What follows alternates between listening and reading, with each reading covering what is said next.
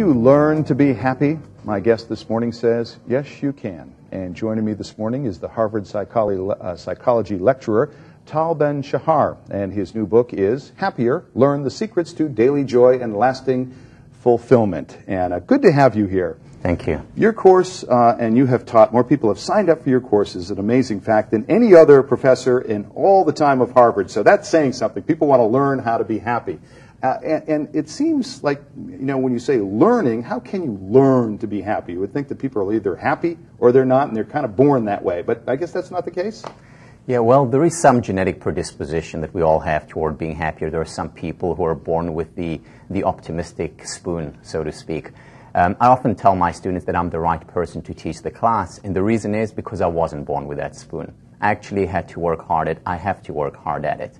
And there are certain tips, certain ideas, certain exercises that we can do and become happier. Tell us about what might be at the top of that list for people to increase their happiness quotient in their lives.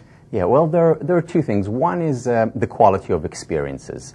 So if we can identify experiences in our lives that are more meaningful as well as more pleasurable to us, we will become happier. So, for example, spending time with a family, finding work that is engaging to us. So that is the quality of experiences. But it's not just quality, it's also quantity of experiences. Very often, especially in our world today, people try and do too many things, and there is too much of a good thing. These things that you're talking about, I mean, they're very simple things. These are not things that are, I mean, this is some kind of, you know, deep thing that you're talking about. These are simple things that maybe your mother told you. Yeah, they're common sense, you know, but as Voltaire once said, common sense is not that common, especially when it comes to applications. And one of the things that I encourage students to do, one of the things that I encourage the readers to do, is to take what I call a time in as opposed to a time out. To think about the things that make us happier, to think about, maybe I'm doing too much, maybe I should say no to something so that I can say yes to myself. Learning to say no is a very difficult thing for a lot of people in our world today.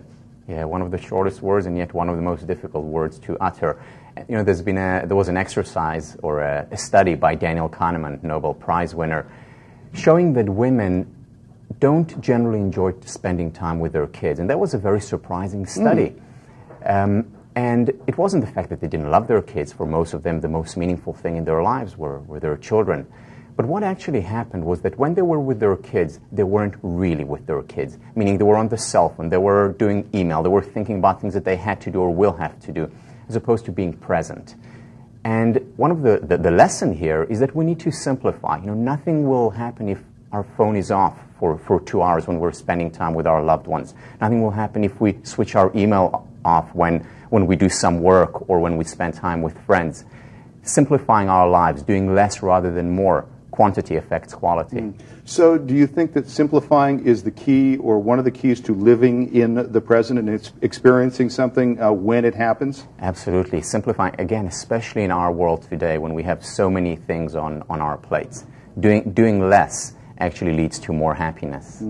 The book has been out for about a month now. What kind of response have you gotten to the book? Well, interesting responses. I get emails from people who are surprised to see a quote-unquote self-help book from an academic class.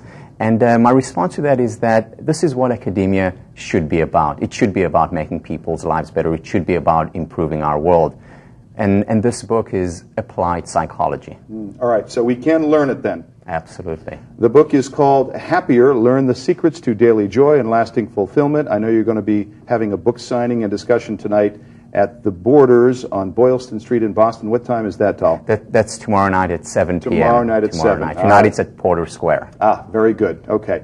And we'll have that information here at NECN.com. Good to have you here, and have a happy day, I suppose. Thank you. You too.